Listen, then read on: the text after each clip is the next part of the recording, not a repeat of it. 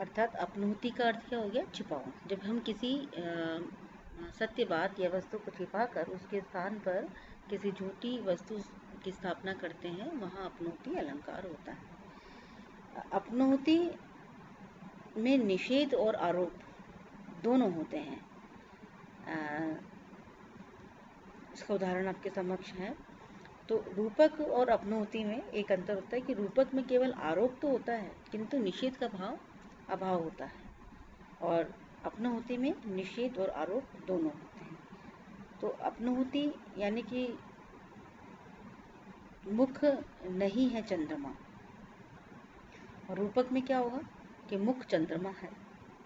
तो वहाँ पर निषेध कर रहे हैं हम कि मुख चंद्रमा नहीं है, और रूपक में हम कहते हैं कि मुख चंद्रमा है। तो इस प्रकार आप इसको रूपक के साथ में रख के अच्छे से समझ सकते हैं कि किस प्रकार रूपक और अपनोति में अंतर होता है। अपनोति में निषेध और आरोप दोनों ही होते हैं, जबकि रूपक में केवल आरोप होता है, निषेध का भाव होता है। तत्पश्चात है हमारा दीपक अलंकार।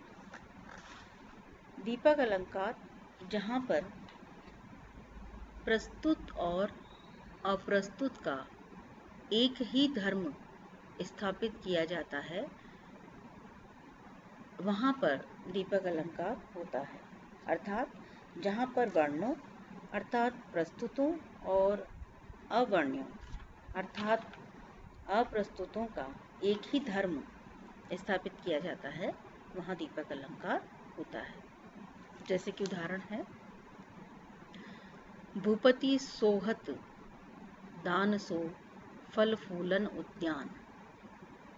अब यहाँ भूपति और उद्यान को एक ही धर्म सोहत से अन्वित किया गया है। इसका दूसरा उदाहरण भी आप देख सकते हैं। चंचल निसी उद्बस रहे करत प्रात वसीराज, अरविंदन में इंदिरा सुंदरी नैनन लाज। इस प्रकार यह आपका दीपक अलंकार है।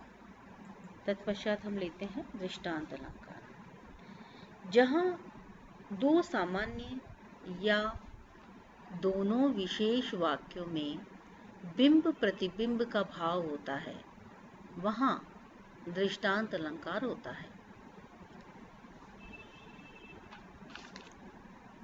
इस अलंकार में उपमेय रूप में कही गई बात से मिलती जुलती बात उपमान रूप में दूसरे वाक्य में होती है। यह अलंकार उभय अलंकार का भी एक अंग है। जैसे कि उदाहरण है आपके सामने, एक मयान में दो तलवारें कभी नहीं रह सकती। किसी और पर प्रेम नारियां पति का क्या सह सकती हैं। इस अलंकार में एक मयान में दो तलवार का रहना जैसे असंभव है, उसी प्रकार एक पति का दो नारियों पर अनुरक्त रहना बिंब प्रतिबिंब भाव को दृष्टिगत कर रहा है। तो इस प्रकार यहाँ पर एक बात के साथ में दूसरी बात का उदाहरण स्वरूप कहा गया, उससे मिलती जुलती दूसरी बात कही गई है। तत्पश्चात हमारा अंतिम जो अलंकार है वो है उदाहरण अलंकार।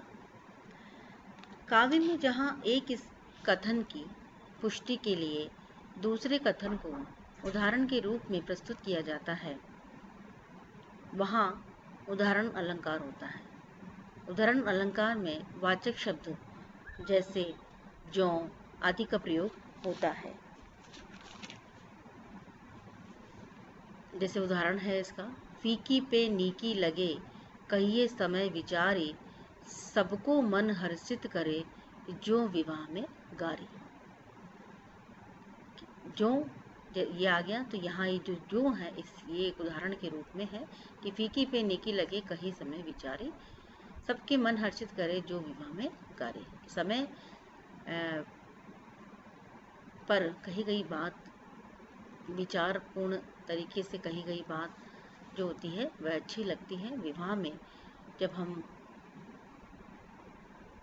गारियाँ भी देते हैं तो वह उचित समय होता है, इसलिए वह अभद्र नहीं लगती हैं, अश्लील नहीं लगती हैं, तो समय उपयुक्त हो और उपयुक्त समय में कही गई बात विचारणीय हो और दूसरे को बुरी न लगे, इस प्रकार ये उदाहरण के रूप में यहाँ पर दी गई है। तो ये आपके उदाहरण अलंकार का उदाहरण है। इसमें हम और भी उदाहरण उससे मिलते जुलते आप इसके अंदर रख सकते हैं।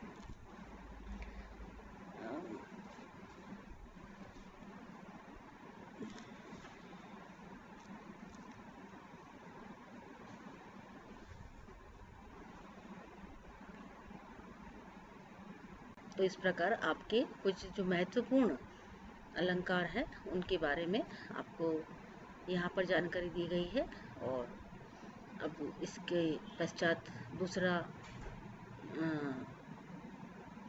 और भी कई उदाहरण जो है आप इसमें और अपनी इच्छा के अनुसार रख सकते हैं। धन्यवाद।